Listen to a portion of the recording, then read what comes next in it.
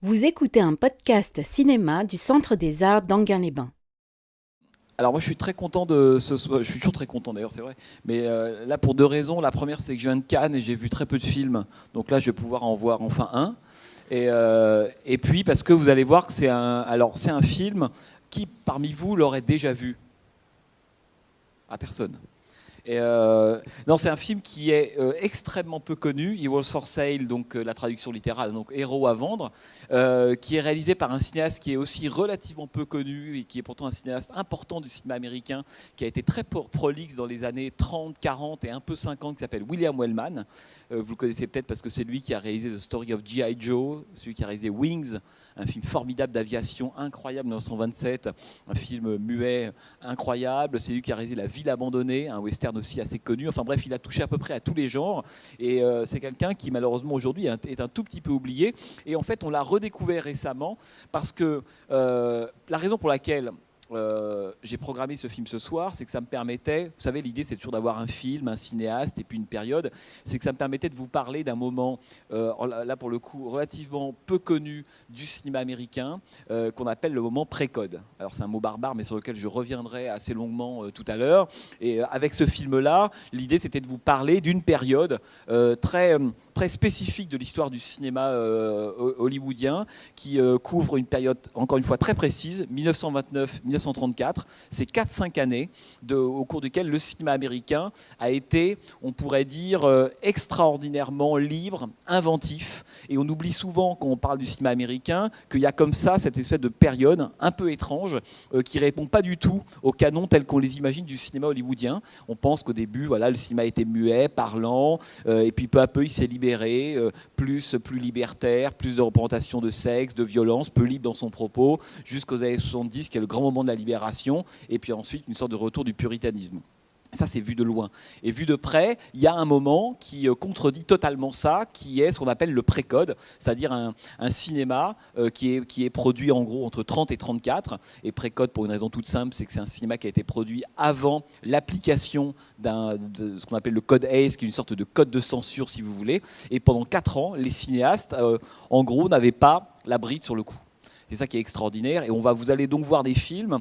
Alors là, on n'en voit qu'un évidemment, mais qui, à mon avis, est un des grands films de la période, réalisé par un des cinéastes phares de cette période-là, donc William Wellman. William Wellman qui a réalisé quand même 8 films en 1933. C'est quand même une époque où il y a quand même un rythme de tournage qui est assez phénoménal et pas des navets. Là, j'ai choisi son meilleur, mais il a réalisé des films formidables à cette période-là. Et William Wellman incarne, si vous voulez, ce qu'a été ce moment-là du pré-code. Alors, héros avant, vous allez voir, le film fait 1h10, c'est vrai, mais il me semble, je ne sais pas, ça sera votre sentiment, que quand le film s'achève, on a l'impression d'avoir vu une fresque de 4 heures. Et ça, c'est dû évidemment au talent de William Wellman, à son espèce de vitesse incroyable de mise en scène, et surtout à son audace. Vous allez voir que c'est un film qui, datant de 1933, dit des choses à une forme de liberté qu'on ne retrouvera absolument pas dans le cinéma américain avant le milieu des années 60. C'est ça qui m'intéressait beaucoup. On pense souvent que le cinéma, c'est peu à peu, on pourrait dire, réchauffé en termes de représentation, plus de liberté, une possibilité d'aborder des sujets de plus en plus tabous, etc. C'est pas vrai. Il y a eu un moment de grâce, une sorte de parenthèse incroyable, qui est ce moment 30-34. Et pourquoi je vous parle de Nouvelle Hollywood? Parce qu'il me semble, si vous voulez, mais ça je reviendrai après au moment de la discussion, que le Nouvel Hollywood, il a repris, d'une certaine façon, une ligne qui avait été interrompue au moment du pré-code. C'est-à-dire que je pense que le vrai ancêtre du Nouvel Hollywood, des années 70, qui était le cycle d'il y a 2 ans, le vrai ancêtre du Nouvel Hollywood, ce sont ces 4 années-là du cinéma américain. Mais pour des raisons sur lesquelles je reviendrai, qui ont été interrompues. Mais 4 années absolument incroyables. Donc, vous allez voir ce film, donc Héros à vendre, qui met en scène un acteur qui à l'époque est relativement connu, mais qui ne passera pas vraiment le cap du parlant, qui s'appelle Richard Barthelmess. L'actrice est Loretta Young, qui sera aussi une des égéries de ce qu'on appelle le pré-code. Il y a plusieurs cycles évidemment dans le pré-code. Alors, il ne faut pas que vous ayez l'impression que ce sont que des films inconnus qui couvrent cette période-là. Il y a eu, là on passe le film en DVD, aux États-Unis, c'est une période qui est très étudiée par les universitaires, par les critiques de cinéma. Le pré-code, c'est un genre, il y a plein de bouquins en soi, ils adorent ça. Nous, pas encore vraiment, malheureusement, ça viendra sans doute. Et donc, en France, certains DVD sont sortis, des sortes de coffrets pré-code, dans lesquels vous pouvez, ça vous intéresse, d'ailleurs prolonger l'expérience d'aujourd'hui. Il y en a une 20, 25 qui ont été édités en France. Et l'idée, le point commun de tous ces films-là, c'est qu'ils ont été réalisés entre 30 et 34 et qui montrent des choses, évidemment, qu'on ne pourra pas voir dès 1935. C'est ça qui est complètement fou. Alors, dans cette période-là, il y a des films comme L'ennemi public, vous avez peut-être vu, de William Wellman aussi, qui est encore une fois un des grands artisans. Scarface de Howard Hawks, 31, c'est un film typique du pré-code. King Kong, la version intégrale, c'est aussi un film typique du pré-code. Enfin, vous prenez Le signe de la croix de Cécile B2000, une espèce de gigantesque film péplum partouzard, incroyable en 1932, et évidemment 4 ans plus tard, c'est plus la même chose. Et puis, je terminerai en vous donnant un exemple pour que vous compreniez la différence qu'il y a entre les films réalisés entre 30 et 34 et ceux qui seront réalisés juste l'année suivante. Je dis ça parce que pour moi, c'est un exemple qui parle toujours beaucoup. Vous connaissez le cycle des Tarzans ? Bon, il y a eu énormément évidemment de Tarzan, mais ce qui est assez fascinant, c'est de comparer le premier et le deuxième Tarzan. Le premier Tarzan, il est réalisé en 33, le deuxième Tarzan, il est réalisé en 34. Autrement dit, les deux Tarzans, ils sont réalisés de part et d'autre de cette frontière-là du pré-code. L'un est réalisé pendant la période du pré-code, cette période libertaire, et l'autre réalisé juste après. C'est assez fascinant parce que dans le Tarzan réalisé pendant le pré-code, il y a des scènes évidemment très très connues dans lesquelles Maurice Sullivan est quasi nu. On a des grandes séquences aquatiques où c'est une doublure, mais on la voit nue. La tenue de Jane dans le film est absolument phénoménale. Un an plus tard, suite de Tarzan, elle est habillée comme un Esquimau. Et pourtant, dans la jungle, il fait toujours aussi chaud. Qu'est-ce qui s'est passé ? Pourquoi d'un seul coup, on est passé de la tenue d'Ève, si vous voulez, à la tenue Esquimau ? Parce qu'entre-temps est passé le fameux code. On est passé du pré-code au code. Je pourrais vous citer 1000 exemples comme ça, mais le Tarzan, le grand Tarzan, pour moi, c'est le premier. C'est celui qui est le Tarzan libertaire incroyable. Et il faudra 30 ans pour retrouver une telle liberté d'expression et de représentation. Alors, attention, le pré-code, ce n'est pas uniquement des femmes nues et de la violence, j'y reviendrai. Il y a aussi évidemment beaucoup de problèmes liés à la question de la morale. Il y a ce qu'on appelle le cycle de la femme déchue au moment du pré-code. J'y reviendrai. Il y a beaucoup de films évidemment criminels, il y a beaucoup de films de guerre, que tous les genres sont traversés par une espèce d'audace et d'inventivité incroyable, et après les portes vont se refermer un peu. Mais quand je dis ça, c'est pas forcément négatif dans le sens où le Hollywood tel qu'on le connaît aujourd'hui, le Hollywood qui est devenu légendaire et mythologique, c'est le Hollywood du code. Ça veut dire quoi ? Ça veut dire c'est le gant de Gilda, si vous voulez. Vous connaissez tous cette histoire. Comment montrer quelque chose sans le montrer ? Comment dire quelque chose sans le montrer ? Ça, c'est tout Hollywood. L'art de l'ellipse, l'art de la métaphore, l'art de la métonymie, l'art de l'allégorie, etc. Comme on ne peut pas montrer, il faut qu'on trouve des solutions pour faire comprendre aux spectateurs ce qui est en train de se passer. Ce qui est génial à l'époque du pré-code, c'est qu'il n'y a pas ça. Et encore une fois, c'est 4 ans. Il n'y a pas ça du tout. Quand on veut montrer quelque chose, on le montre. Il n'y a pas d'interdit. Évidemment, ça posera d'immenses problèmes dont je vous parlerai par la suite. Donc là, vous allez voir un film qui est, à mon avis, qui date de 1933, une période très importante dans l'histoire à la fois et du cinéma américain et de l'Amérique, puisque c'est évidemment le moment, la fin du krach boursier, c'est le moment de la dépression, c'est l'élection de Roosevelt depuis 1 an.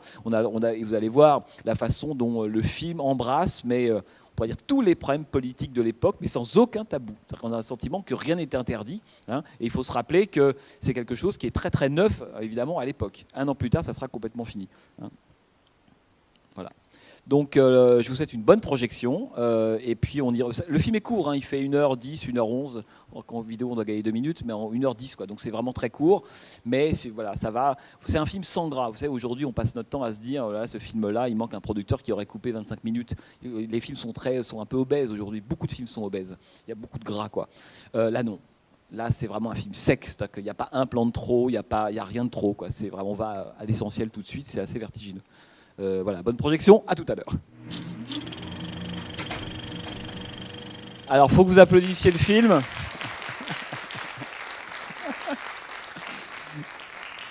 Non, mais moi, ce que je trouve incroyable dans ce film, parce que c'est un film qui est assez caractéristique de la période dont je vous parlais, c'est que c'est un film qui est très court, qui fait 1h10, mais tous les films de cette période-là durent entre 1h10 et 1h20, grand maximum.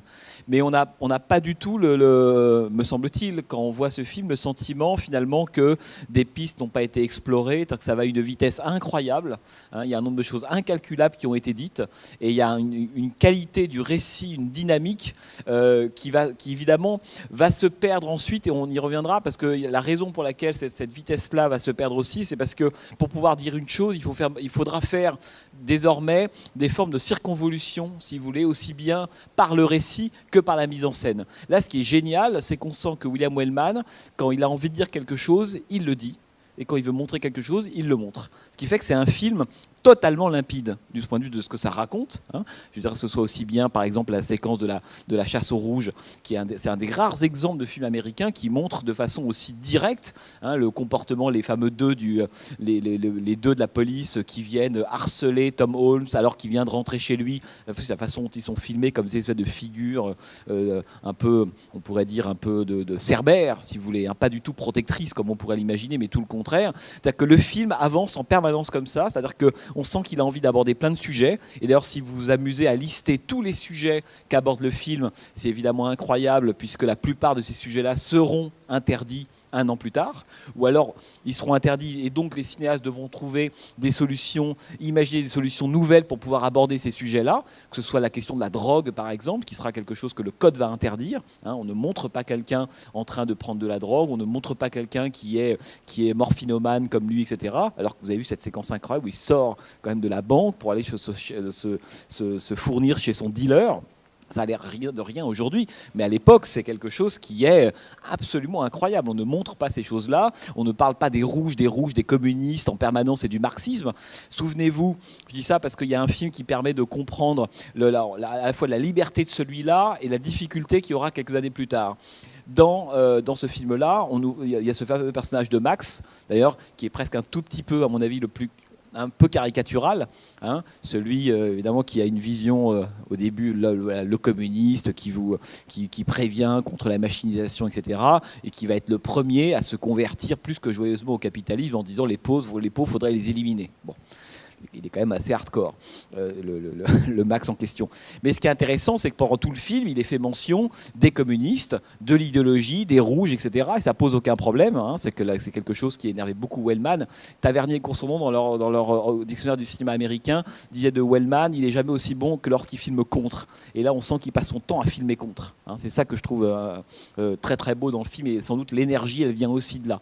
Il filme contre un système, contre une idéologie, contre un rêve qui ne fonctionne pas, contre le traitement des vétérans, et même son personnage, il avance contre en permanence. Que quand vous regardez la façon dont le récit évolue, c'est quelqu'un qui passe son temps à lutter contre des événements extérieurs et en gros contre l'Amérique. C'est ça son vrai problème, c'est l'Amérique. D'où la phrase de fin incroyable, qui évidemment 1 an plus tard sera totalement coupée au montage, c'est l'Amérique est finie. Tout ça pour quelques rubans et quelques médailles. Dans le code qui avait été érigé et qui sera mis en application en 1934, impossibilité de parler du drapeau comme ça. Le drapeau, c'est évidemment le symbole national. Il faut absolument qu'il soit respecté. On ne dit pas des choses comme ça. L'Amérique est finie, c'est une phrase qu'on ne peut pas prononcer dans un film. Et là, on peut. Ce qui fait les exemples sont légion dans ce film-là de moments qui sont rétrospectivement, qu'on les regarde, on se dit, mais c'est incroyable qu'en 1933, des cinéastes aient pu montrer autant de choses, si vous voulez. Donc ce qui est assez beau, à mon avis, dans le film, c'est que, comme c'est un film qui est très littéral, si vous voulez. Et c'est important d'avoir en tête que le cinéma hollywoodien, en tout cas tel que la mythologie du cinéma hollywoodien s'est fabriquée, c'est tout le contraire. C'est un cinéma de la métaphore et de l'ellipse. Voilà. C'est comme ça qu'on nous a appris, nous, à aimer le cinéma hollywoodien. Que ce soit aussi bien les films de Hawks, de Minnelli, tous les grands cinéastes hollywoodiens classiques, y compris d'autres qui sont venus d'ailleurs, comme Hitchcock, qui se sont mis à Hollywood. Eux, ils devaient trouver des solutions pour systématiquement contourner le code. Voilà. Parce qu'à l'époque, le code existe. Bon. À cette époque-là, il n'existe pas. Donc, il y a une espèce de littéralité permanente. C'est extrêmement frontal, c'est très radical. Autrement dit, le film ne montre rien d'autre que ce qu'il veut dire. Ce qui a l'air extrêmement simple, mais qui va être évidemment poser un gros problème parce qu'il montre des choses qu'à un moment, la censure américaine va considérer comme immontrables. On ne peut pas montrer ces choses-là. Et d'ailleurs, ce film-là, passé à la moulinette du code, il est infaisable. Il n'y a pas un truc qui fonctionne dans le film. Le fait que à la fin, il embrasse alors que sa femme est morte. Il y a un nombre de séquences. La question des communistes, la question du capitalisme montrée de cette façon-là, la question évidemment de la drogue, la façon dont on traite les vétérans. On n'avait jamais vu ça parce qu'il faut rappeler que l'idée de ce film vient à Wellman suite à une grande marche américaine qui a lieu au milieu des années 20, je crois que c'est vers 23-24, où les vétérans américains de la Première Guerre mondiale défilent sur Washington et se plaignent du sort qui leur est réservé. Hein. Autrement dit, l'État américain ne les soutient pas assez. Et que ce soit aussi bien à la fois les blessés, les gens qui sont désormais invalides, qui ne peuvent pas travailler. En gros, l'État américain ne subvient pas aux besoins de ceux qui ont combattu pour le pays. Et c'est quelque chose qui touche véritablement William Wellman. Pourquoi ? Parce que William Wellman, qui était considéré comme un des durs d'Hollywood, c'était un casse-cou absolu, c'est quelqu'un qui n'aurait jamais dû être cinéaste. Il a commencé comme cascadeur et comme pilote de ligne. Le vrai métier de William Wellman, c'est pilote de ligne.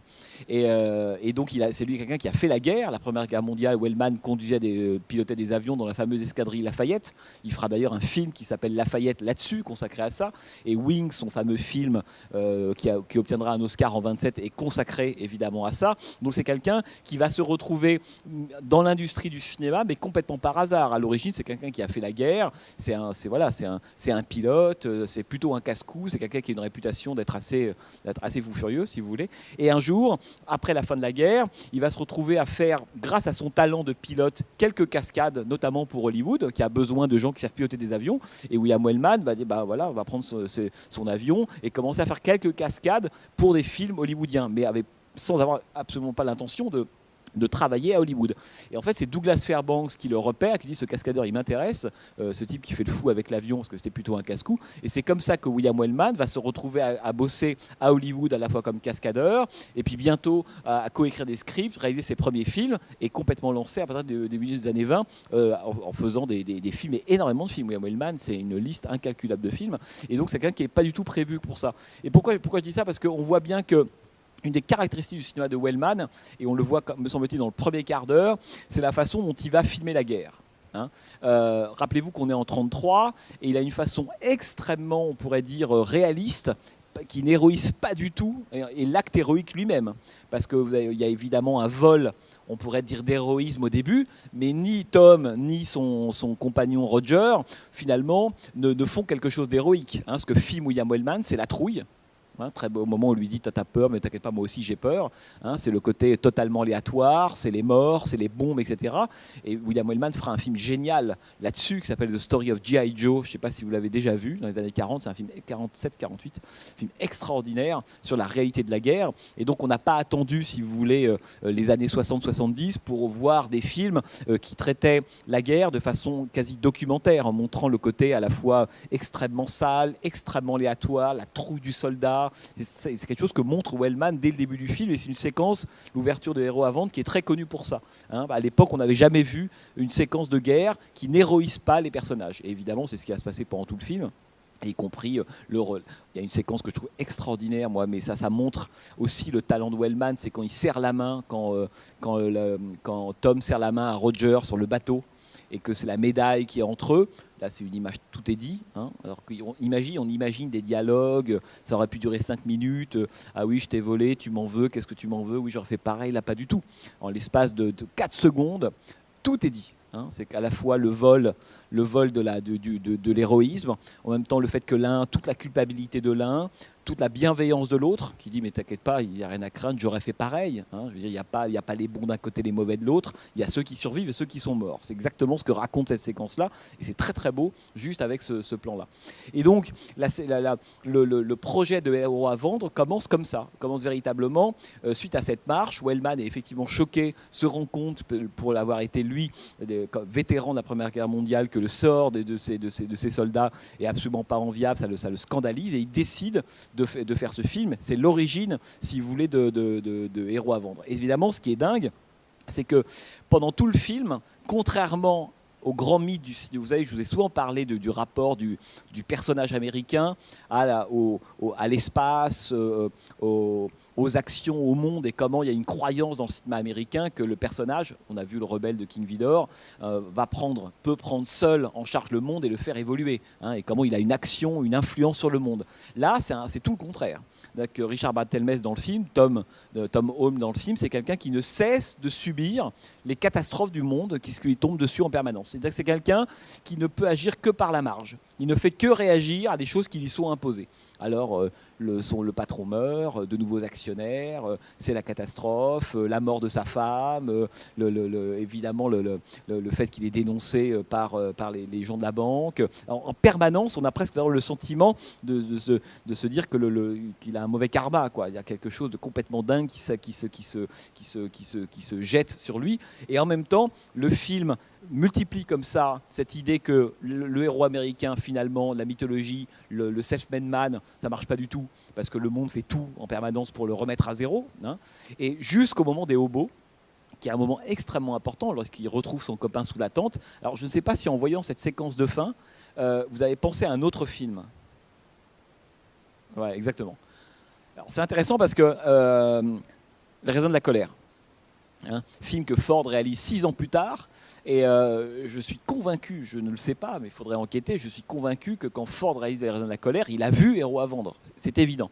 Et notamment cette séquence de fin, hein, dans Les raisins de la colère, souvenez-vous, c'est Tom Jones, Henry Fonda qui retrouve Carradine, qui est devenu un activiste, hein, un raid à l'époque, un rouge, si ce n'est que dans le film de Ford, on est en 1939, on ne peut même plus prononcer le nom, hein.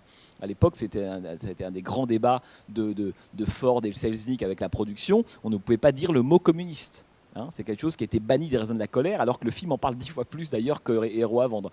Mais la toute fin de Héros à vendre, c'est une sorte de pré-raisin de la colère. Hein, on voit vraiment, et on a presque le sentiment qu'à la fin, quand les deux partent sur la route, avec la micro-note d'optimisme, oui, mais tu as entendu le discours de Roosevelt, hein, chose par laquelle se termine aussi d'ailleurs le film de John Ford, on a presque le sentiment que c'est le film de Ford qui va commencer.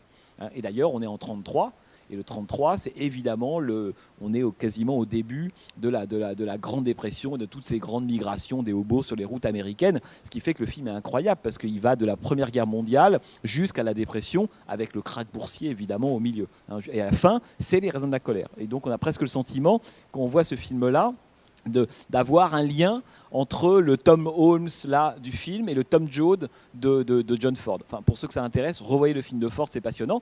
Et revoyez-le aussi parce que vous verrez tout ce qui n'est plus possible à l'époque de Ford. Et toutes les complications pour Ford de faire comprendre que la révolte des ouvriers, la syndicalisation, les unions comme on dit, ce sont des choses qui évidemment vont s'organiser. Il raconte tout ça sans jamais pouvoir prononcer le nom de communiste ou de raid. À l'époque, il y a du bip sur le son, c'est coupé au montage par le code qui ne peut plus laisser dire ça. Alors que là, mais toutes les 10 minutes, il est fait mention, hein, de l'idéologie communiste. 6 ans plus tard, c'est totalement impossible. Alors, ce que je voulais quand même peut-être vous dire avant, c'est en fait, c'est comment on en est arrivé là. Parce que ce qui est génial avec le pré-code, c'est que c'est une période qui maintenant revient à la mode parce qu'on découvre des films incroyables et de plus en plus.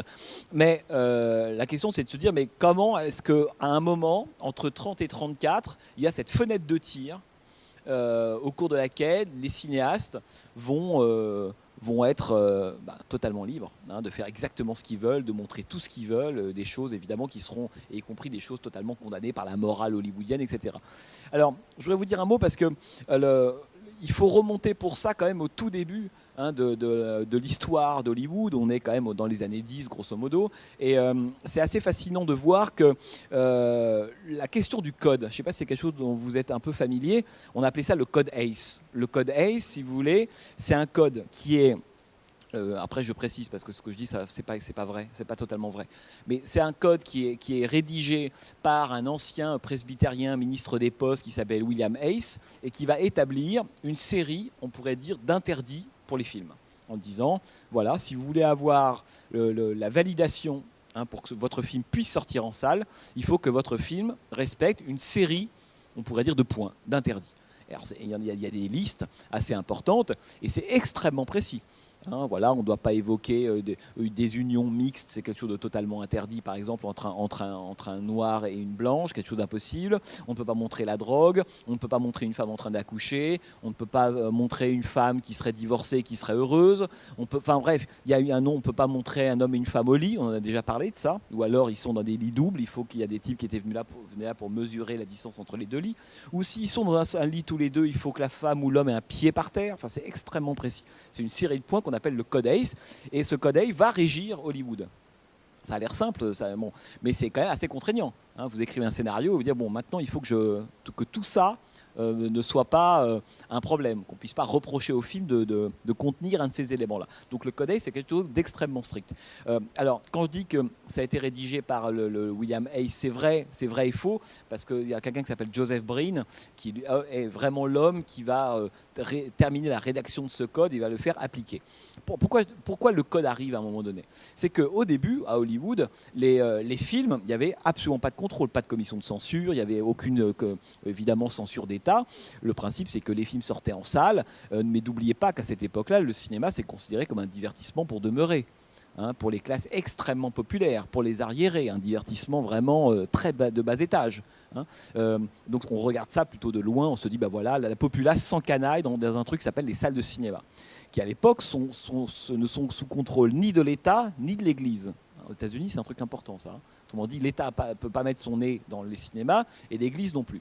Et donc, pendant des années, grosso modo, c'est vraiment un truc pour les idiots, c'est pas très intéressant ce qui s'y passe, et avec quand même ce sentiment que ce qui s'y passe, c'est un peu licencieux. C'est pas le meilleur exemple qu'on puisse donner. Et ça, c'est quoi? C'est le regard, en gros, des puritains de la Nouvelle-Angleterre, c'est la côte Est qui regarde d'un peu haut les prolos un peu licencieux de la côte Ouest. C'est ça, le cinéma au départ. Donc au début, tout ça, ça passe. C'est-à-dire que finalement, les films sortent, c'est l'époque du muet, donc voilà, il y a des choses, il y a une forme de liberté, aussi bien dans ce qui est montré, dans ce qui est dit, sachant qu'on est à l'époque du cinéma muet, le parlant a beaucoup changé, etc. Et donc, les gens regardent, à la limite, les gens ne regardent pas trop ce qui s'y passe, si vous voulez. Je vais vite, parce qu'il faudrait passer des heures à raconter cette histoire-là, mais en gros, voilà ce qui se passe. Et peu à peu, il va y avoir une série de scandales. Et c'est par là qu'on pourrait dire que le bateau va prendre l'eau. Une série de scandales qui vont toucher Hollywood, le milieu hollywoodien. Jusque-là, il n'y a que les films. En fait, la plupart des gens, il y a quelques ligues de décence catholiques, évidemment, qui sont là, qui gueulent, qui font des manifs, etc. Mais ça a très très peu d'impact. Bon. Mais ça ne change pas le système de production, ni les films qui sont faits, ni même la liberté des films eux-mêmes. Bon. Et puis, il va y avoir une série de scandales qui vont considérablement, peu à peu, ternir l'image d'Hollywood. Alors, il y a deux scandales, où il y en a un, qui sont très connus. Il y en a un, c'est l'assassinat d'un réalisateur américain qui s'appelle William Desmond Taylor en 1922. On ne saura jamais qui l'a assassiné. Alors, la mort du cinéaste, on s'en fout un peu. Par contre, quand la police enquête chez lui, elle découvre des clichés pornographiques, des trucs, c'est un truc absolument abominable. Je me dis, ce type a une vie de débauché. Et puis il y a évidemment quasiment au même moment l'affaire que vous connaissez peut-être, qui s'appelle l'affaire Fatih Arbuckle. Je ne sais pas si ça vous dit quelque chose. Roscoe Fatih, l'homme la star du muet, le type un petit peu obèse qui jouait avec Buster Keaton dans les années 20 pour la Mutual. Enfin bref, c'est une des stars absolues du burlesque muet. Il y avait évidemment Keaton, il y avait Chaplin, mais Fatih Arbuckle, Roscoe, quelqu'un qui est plus ancien que Keaton, était une superstar. Bon, et c'était un peu le gros bonhomme, quoi, qui jouait de son obésité, si vous voulez. Et puis un jour, donc c'est quelqu'un dont les films permettaient de rapporter beaucoup, beaucoup d'argent. Et un jour, il y a un super roman, ça peut vous intéresser, qui s'appelle Fatih, d'un auteur américain qui s'appelle Jerry Stahl. Vous avez l'occasion de lire ça, c'est un roman extraordinaire qui raconte l'histoire de Fatih Arbuckle. Et un jour, Fatih Arbuckle, qui est donc au sommet de la gloire hollywoodienne, va signer un contrat avec une maison de production qui s'appelle la Paramount, un contrat immense à l'époque de quelque chose comme 3 millions de dollars. Et on est en 21, quelque chose comme ça. Et pour fêter la signature de ce contrat, alors que déjà Hollywood a plutôt une mauvaise image, pour fêter la signature de ce contrat, il part dans un hôtel à San Francisco où il invite toute la jet set hollywoodienne, ses copains, ses amis, un hôtel qui existe encore d'ailleurs qui s'appelle le Sir Francis Drake à San Francisco. Et il va fêter donc la signature de ce contrat-là. Le problème, c'est qu'après une soirée bien arrosée, à un moment donné, une jeune starlette, parce que c'est quand même à l'époque Hollywood, c'est quand même, il y a beaucoup les gens qui vont à Hollywood n'y vont que pour une seule raison, c'est pour s'intégrer au milieu du cinéma. Et donc il y a beaucoup d'affaires sordides, évidemment, notamment de starlettes qui disparaissent. C'est une des grands problèmes d'Hollywood, c'est qu'il y a beaucoup de starlettes qui disparaissent à cette époque-là. Et une starlette sort en criant de la chambre de Fatih Arbuckle. Elle est emmenée à l'hôpital, elle se plaint, douleur au ventre. 1 heure plus tard, elle décède d'une péritonite. Bon. Et alors là, Fatih Arbuckle est un peu emmerdé. Et tout le problème, si vous voulez, c'est qu'on n'a pas de preuve que Fatih Arbuckle l'a violenté ni rien. Il n'empêche qu'il y a un procès qui va être intenté par la famille de cette actrice qui s'appelle Virginia Rape. Et c'est au moment du procès, lorsque vont être déroulés tous les faits la vie de Fatih Arbuckle, la description de la soirée, etc., que l'Amérique entière est choquée et voit un visage d'Hollywood, mais totalement dépravé, une espèce de bordel immense, et se dit, il faut faire quelque chose, c'est pas possible que ce milieu-là se comporte de cette façon-là, et que de ce milieu-là sortent des films que nos enfants regardent. Voilà. Tout ça pour dire que, finalement, la censure aux États-Unis, elle existait par des petits groupuscules, bien sûr, c'est quand même le pays des lobbies, hein, mais elle va s'accélérer suite à ce type de scandales qui vont entacher l'industrie hollywoodienne. Ça, c'est quelque chose de très important. Et donc, qu'est-ce qui se passe à l'époque? On est au tout début des années 20, donc l'industrie hollywoodienne commence à faire face à une série de groupuscules, de ligues de décence, de lobbies, de régulation catholiques, de toutes les communautés, qui commencent maintenant à dire oui, mais bon, maintenant il faut quand même encore regarder un petit peu les films qui sortent à Hollywood et on va décider si nos ouailles peuvent ou non aller voir ces films. Alors, évidemment, ce qui est complètement dingue, c'est qu'il y a autant, voire 10 fois plus de lobbies qu'il y a d'États. Moralité, le film, quand il est produit, lorsqu'il va sortir dans différents États, il doit passer entre les fourches codines de différents lobbies. Le problème, c'est que ces différents lobbies n'ont pas les mêmes exigences. Par exemple, il y a une ligue de décence catholique, je crois que c'est au Kansas, qui interdit que les femmes fument. On part en Ohio, eux, ils s'en foutent, par contre, il ne faut pas qu'une femme accouche. Et on multiplie comme ça les exemples, ce qui fait que c'est indémerdable. C'est impossible de sortir un film sur l'ensemble du territoire américain. Et évidemment, Hollywood, vous savez bien comment ça fonctionne. On peut leur dire ce qu'on veut aux producteurs. La seule chose qui fait mal, évidemment, c'est le portefeuille. Et là, ils commencent à sentir qu'il y a un problème parce que certaines ligues de décence catholique disent n'allez pas voir ce film-là. Le fameux film de Cécile B. 2000 dont je vous parlais, un film de 1932, les ligues de décence catholique disent n'allez pas voir ce film-là. Et là, c'est quand même des millions de spectateurs qui n'y vont plus. Donc là, Hollywood commence à se dire, autant les fous furieux, fanatiques de ligues de décence ou autres, qui nous crient dessus, qui font éventuellement des campagnes, qui font des manifs ou autres, tant que ça ne touche pas le nombre d'entrées en salle, c'est pas bien grave. Ça fait du bruit médiatique, c'est pas bien grave. Par contre, quand ça commence à toucher évidemment le nombre d'entrées en salle, autrement dit la rentabilité éventuelle du film, là il y a un problème. Et donc, que va faire Hollywood, les patrons d'Hollywood, les grands pontes, si vous voulez, des différents studios, ils vont décider, plutôt que de faire des films et de se retrouver soumis à des requêtes complètement étranges, imprévisibles, inattendues, puisqu'ils coûtent extrêmement cher, parce qu'il faut tirer autant de copies que d'États. Vous voyez ce que je veux dire, à l'époque, c'est très compliqué. Quand on dit qu'il faut couper telle séquence, c'est-à-dire qu'il faut couper la séquence, il faut retirer la copie, ça commence à engendrer des frais qui sont monumentaux. Et n'oubliez pas non plus qu'on vient de passer au parlant. Et que couper une séquence parlante, ça devient très compliqué, parce que par moment la synchro n'est pas là. Bref, ça commence à coûter des fortunes aux studios hollywoodiens qui se disent on ne peut pas on peut dire, accorder chacun des films qu'on sort aux différents États. Donc il faut qu'on centralise on pourrait dire la régulation. À l'époque, on n'appelle pas ça encore la censure. Il faut qu'on centralise la régulation. Et donc, ce sont les patrons des grands studios américains qui ont l'idée de nommer le fameux William Hayes. Ils vont chercher ce type, bien sous tout rapport. Si vous allez sur Internet, vous regardez sa tête, vous comprenez, il a la tête de l'emploi, je veux dire. Le type, bon, voilà. Bon. Enfin, on comprend qu'il fait ce boulot. Et donc, ils vont le chercher, lui disent, bon, on va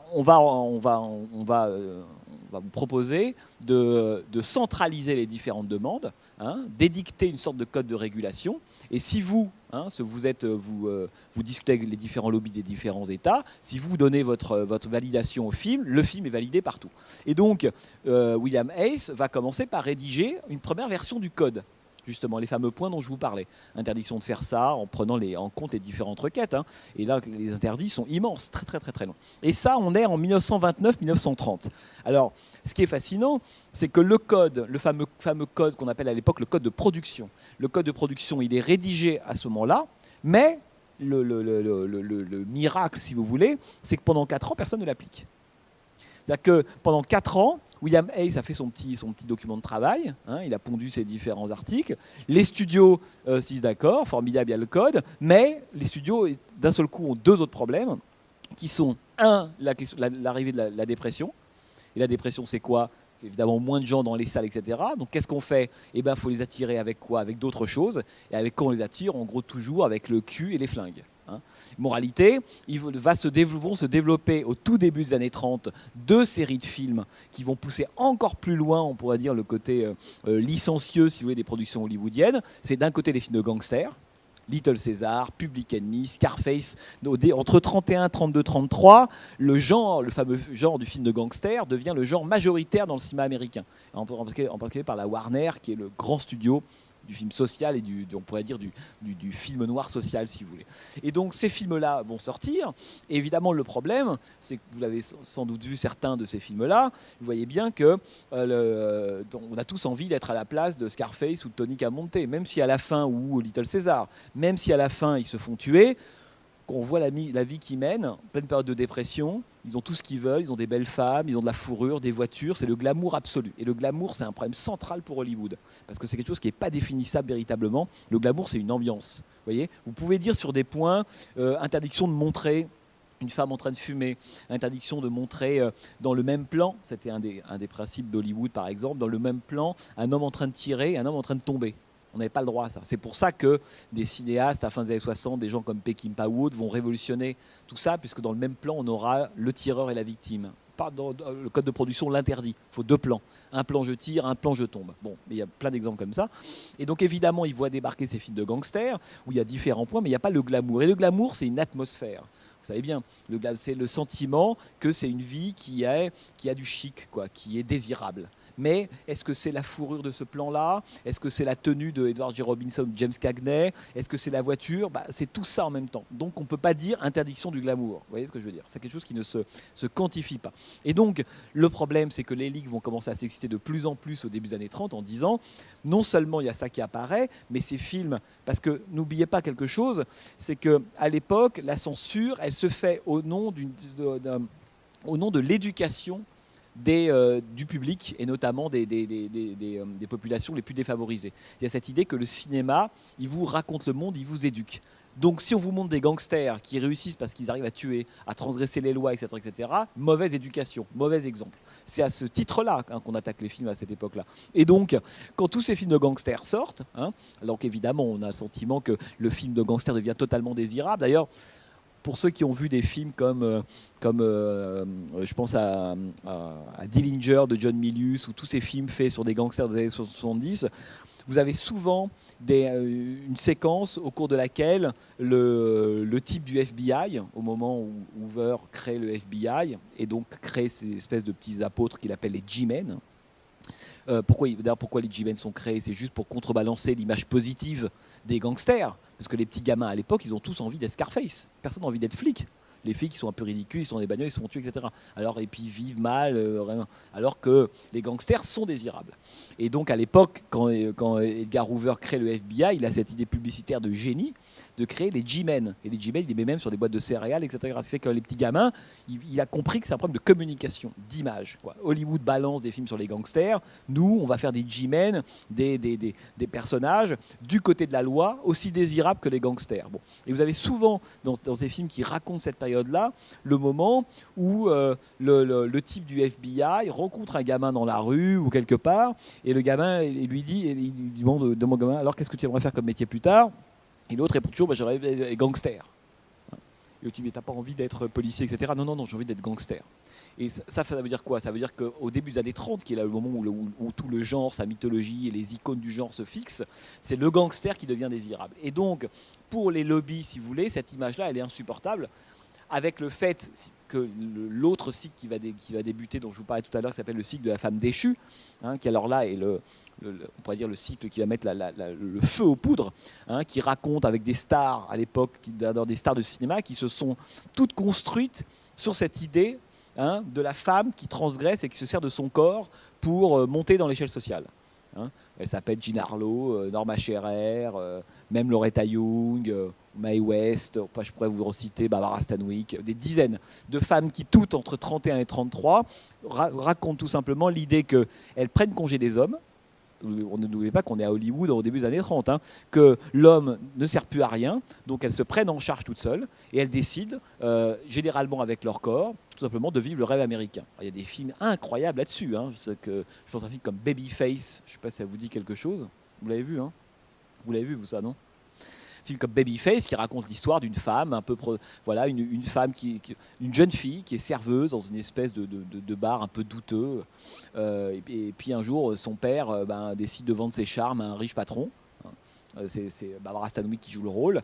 Et puis tremblement de terre, enfin bref, et elle se retrouve à la ville, si vous voulez, et elle comprend que par ses charmes, elle pourra monter peu à peu les différents étages de l'entreprise qu'elle a décidé de conquérir. Et là, elle est prête à tout, à coucher, à tromper, à vendre son corps, etc. Ne compte que l'accomplissement du rêve américain. Alors évidemment, ce sont des films qui sont totalement immoraux pour l'époque. C'est quelque chose, il y en a comme ça des dizaines et des dizaines. Une femme seule qui s'assume, qui fait ce qu'elle veut de son corps et qui traite les hommes à égal, si vous voulez. Et ce cycle-là va mettre le feu aux poudres. Ce qui fait que là, entre 30 et 34, le code il est rédigé en 1930 et ce n'est qu'en 34 qu'il va être véritablement appliqué. Parce que la question de la dépression a joué évidemment un rôle très important puisque, comme je vous le disais, comme les salles se vidaient, il fallait continuer à attirer, et c'est toujours la même chose de toute façon, et il fallait attirer à nouveau le public, et donc les films criminels et les films entre guillemets sexuels, si vous voulez, ont pris d'assaut les écrans américains. Et c'est contre ça, évidemment, que c'est complètement braqué à ce moment-là la censure américaine, ce qui fait que le fameux William Hayes a vu son fameux code appliqué. Le code Hayes, il est appliqué en 1934. Et là, si vous regardez les films hollywoodiens à partir de 1934, c'est plus le même monde. C'est-à-dire que et c'est là, donc pendant 4 ans, tout est permis. Tout est libre. Vous avez des films incroyables comme Wild Balls of the Road, par exemple, qui est une espèce de film sur les hobos pendant la dépression, mais vu du point de vue des enfants qui sont obligés de voyager sur des trains sur le territoire américain parce que leur famille n'a plus le sou, etc. Il y a des choses, il y a une qualité de documentaire extraordinaire pendant ces 3-4 années-là. Mais après, c'est fini. Ce qui fait que le Hollywood tel qu'on le connaît, encore une fois, tel que la mythologie a été construite, c'est le Hollywood post-34. En gros, c'est précisément 34-67, puisque ce fameux code de production va régir tous les films hollywoodiens jusqu'au milieu des années 60. Et au milieu des années 60, ça va commencer à prendre l'eau, là, évidemment, parce que nouvelle génération, c'est ce dont on parlait il y a 2 ans au moment de Nouvelle Hollywood. Petit à petit, des films vont se dire non, c'est quand même pas possible que les films qu'on est en train de regarder ne reflètent si peu la réalité américaine. Et l'écart va être si important qu'au milieu des années 60, ça craque, Bonnie and Clyde, et c'est fini. Et tout ça pour dire que ce qui est assez intéressant, et moi je suis assez convaincu de ça, c'est qu'une des raisons d'ailleurs pour lesquelles le cinéma américain des années 70, du Nouvel Hollywood, a autant mis en scène les années 30, c'est aussi parce qu'ils sentaient, de façon, on pourrait dire, à la fois biographique et intuitive, que la ligne que ce cinéma était en train de reprendre, c'était une ligne qui avait été violemment interrompue au moment du pré-code. Vous voyez ce que je veux dire ? Ce qui fait que quand vous regardez des films des années 30-34, vous avez l'impression de voir des films très très proches de ceux qui seront ceux du cinéma américain des années 60-70. Vous avez comme si en fait la suite logique ou le développement naturel de ces 4 années-là, c'était Nouvelle Hollywood. Et ça l'était, avec une espèce de grand moment de code de production qui était le Hollywood classique. Mais vous voyez bien qu'en même temps, le Hollywood classique, c'est ce qui va produire la mythologie. Moi, c'est quelque chose qui m'amuse toujours, me dire que c'est la censure en fait, qui produit la mythologie hollywoodienne. C'est parce qu'on ne peut pas montrer certaines choses, contrairement au Hollywood pré-code, dont on sent qu'il y a une espèce de frontalité incroyable. Il n'y a pas d'ellipse. Vous vous rendez compte que les seules ellipses qu'il y a dans ce film-là sont des ellipses de temps. On passe d'un moment à l'autre extrêmement rapidement. Mais donc il y a des ellipses temporelles incroyables. Il va tout de suite au cœur de ce qui l'intéresse dans chacune des séquences, dans chacune des périodes. Mais il n'y a aucune ellipse concernant la violence de ce qui est montré et les différents sujets abordés, politiques, drogue, femmes, tout y passe, etc. Alors que tout le problème d'Hollywood, et moi je pense que c'est aussi une des raisons pour lesquelles les films vont s'allonger, c'est qu'il va falloir arriver à dire tout ce qui était dit dans ce film-là, mais sans jamais pouvoir montrer ce qu'il montre. Donc ça devient très compliqué. Il faut rajouter des plans, il faut se servir d'ombre, il faut utiliser de métaphores, dans des plans de la mort aux trousses. On pourrait comme ça multiplier les exemples à n'en plus finir pour que le spectateur comprenne que l'homme et la femme ont couché ensemble. Mais comme on ne peut pas leur montrer, il faut inventer de la mise en scène pour qu'ils captent ça, pour comprendre que cet homme s'est fait tuer. Ce qui veut dire que la raison pour laquelle on a adoré Hollywood, cette espèce d'art de l'élégance, de la litote, de la métaphore, etc., c'est dû au code de production. C'est que les cinéastes, ils n'ont pas changé entre 34 et 36. Simplement, ils se sont dit, maintenant, les armes qu'on avait, on ne peut plus les utiliser. Et donc, c'est pour ça qu'il faut que tout ce que je raconte, il n'y a pas de jugement moral du tout.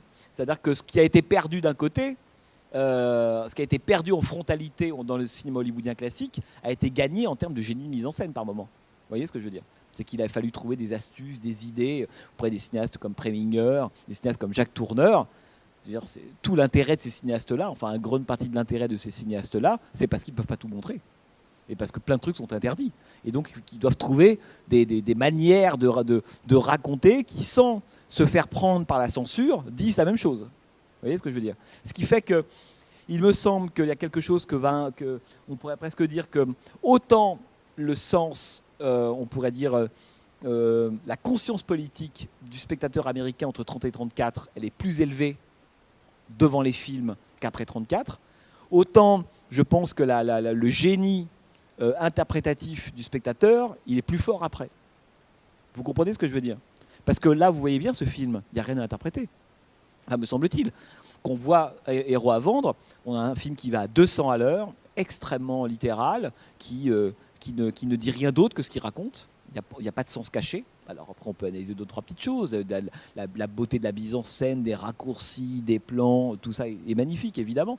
Mais c'est un film qui ne dit rien d'autre que ce qu'il montre. Et donc, il n'y a pas à interpréter. Alors que le Hollywood, la puissance du Hollywood aussi, la puissance du Hollywood du code de production, de cette espèce qui va quand même régir le cinéma américain pendant 30 ans, ça va être justement qu'il va falloir lire derrière les images, comprendre ce qu'il voulait dire puisqu'il ne pouvait pas montrer. Et donc là, c'est là que l'interprétation, que le spectateur, le critique arrive, en disant moi je vais vous expliquer ce qu'il y avait à voir. Alors que là, il n'y a rien d'autre à expliquer que ce que vous avez vu. Vous voyez? Après, ça nous rappelle le contexte de l'époque, on peut rappeler plein de choses, etc. Mais le film ne dit pas, me semble-t-il, ne dit pas autre chose que ce qu'il montre. Alors que vous regardez demain un film de Preminger, un film de Minnelli, les premiers Blake Edwards, des films d'Hitchcock, des films de Hawks, on pourrait comme ça en citer des dizaines. Tout le cinéma hollywoodien classique, c'est au contraire, c'est un cinéma qui passe son temps à masquer. C'est un cinéma de l'infilmer, si vous voulez. Comme il ne veut pas filmer tout, il est obligé de trouver des solutions pour montrer quand même. Alors que lui, il montre, il filme. Enfin, montrer égale filmer, quoi. Et donc c'est vachement intéressant, je trouve, de voir comment ce cinéma-là, indépendamment de sa qualité, il permet de revoir différemment le cinéma hollywoodien. Vous voyez? Et d'ailleurs, beaucoup de cinéastes américains et beaucoup de critiques d'ailleurs à l'époque, à la fin des années 60, ont été catastrophés quand Nouvelle Hollywood est arrivé. Parce qu'on retrouvait cette liberté-là du précode. Ils disaient oui mais c'est terrible, ben non, on peut tout montrer, d'où les fameuses accusations, le meurtre, la violence, la complaisance, la gratuité, etc. Mais en fait c'est un débat qui était déjà à l'époque du précode. Mais parce qu'on se retrouve pendant 30 ans avec un cinéma hollywoodien qui ne fonctionne que sur l'ellipse, la métaphore, l'infilmé, etc. Et d'un seul coup, tout ce qui était interdit, maintenant c'est possible. Et ça, moi je trouve ça hyper intéressant. Alors si vous avez l'occasion, revoyez évidemment. Encore une fois, Warner a édité, à mon avis, entre 15 et 20, je ne sais plus précisément, films de cette période-là, sur des terrains différents. The Divorcee, c'est essentiellement autour de problèmes de meurtre et de problèmes de violence, et un peu politique. Et Wellman, ce qui est génial, c'est un des rares qui a systématiquement attaqué la question politique, etc. Et si vous avez l'occasion, comparez ce film-là avec Les raisins de la colère. Incroyable de voir l'écart. Il y a d'ailleurs un autre film que vous pouvez aussi voir au même moment. Ça c'est pour l'été, c'est pour les vacances, c'est Notre pain quotidien de King Vidor, qui date de 1934, quasiment le même moment.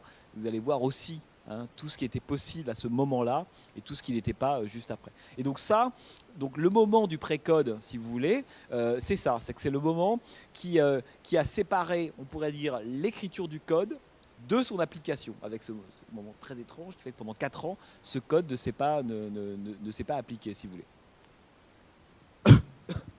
Merci. Oui, un point, Jean-Baptiste, tu disais tout à l'heure sur la crise. Ce qui est intéressant aussi, c'est le ludisme.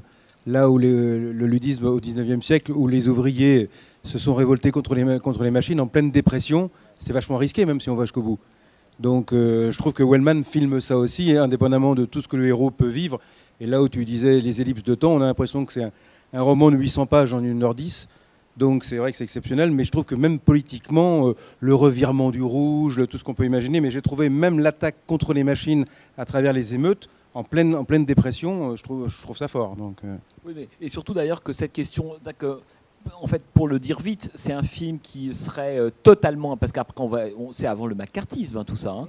C'est que ce film-là, en gros, dans les années 40, début 50, c'est un film qui ne peut même pas sortir. C'est-à-dire que sans doute que Wellman et ses deux scénaristes et Barthelmess seraient accusés d'accointance avec le communisme. C'est un film. C'est plus qu'un film de gauche. C'est un film qui ne cesse de dénoncer le système capitaliste, évidemment, quelque chose qui est très problématique dans le cinéma américain de l'époque. On n'a absolument pas le droit de montrer ça. La façon dont les capitalismes sont montrés, c'est quelque chose d'absolument incroyable. C'est un film. Alors, c'est ça qui est drôle, c'est qu'on voit bien qu'il marche d'ailleurs sur deux pieds. C'est que ce que raconte le film, c'est une critique systématique, évidemment, du système capitaliste américain. Bon.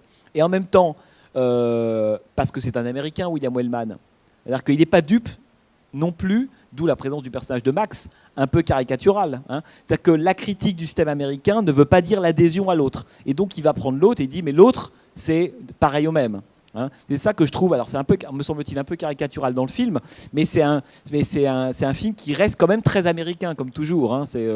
Mais la critique à l'égard des institutions, il n'y a pas un moment une institution dans le film, hein, ou quelque chose qui incarne les valeurs américaines qui fonctionne. Hein. Tout est systématiquement contre lui. On a l'impression, il est filmé comme un communiste, hein, en permanence, à Barthelmess, hein, pas j'allais dire Tom Holtz, en permanence. C'est-à-dire que c'est vraiment la bête traquée. Hein, c'est quelqu'un, dès lors qu'il rentre sur le territoire américain après la France, c'est quelqu'un qui est considéré en fait comme un étranger. Et ce qui est assez beau, c'est que Wellman le filme sans cesse comme quelqu'un qui n'a pas le droit d'appartenir à ce cadre-là pour le coup. Ça, je trouve c'est remarquable. D'ailleurs, entre parenthèses, il y a quelque chose que j'ai oublié de vous dire, mais ça, vous avez peut-être perçu, c'est que évidemment une des sources d'influence photographique comme les raisins de la colère, vous savez, ce sont les fameux photographes très très connus de l'époque, de ces photographes qui sont envoyés par le gouvernement américain pour aller documenter la dépression à travers le pays, hein, qui sont d'un côté Walker Evans et Dorothy Lange. Et d'ailleurs, il y a une photo, il y a un plan dans le film avec cette espèce de gigantesque publicité qu'on voit derrière eux, qui est une citation très directe d'une photo de Walker Evans, qui sont les sources en fait de tous les gens qui ont travaillé sur la dépression, hein, qui sont les sources, y compris Sturgis quand il fait les voyages de Sullivan. Vous l'avez peut-être vu, ce film génial aussi, un cinéaste hollywoodien qui veut faire un film sur les pauvres et qui pense qu'il va avec les pauvres pour comprendre comment ça marche.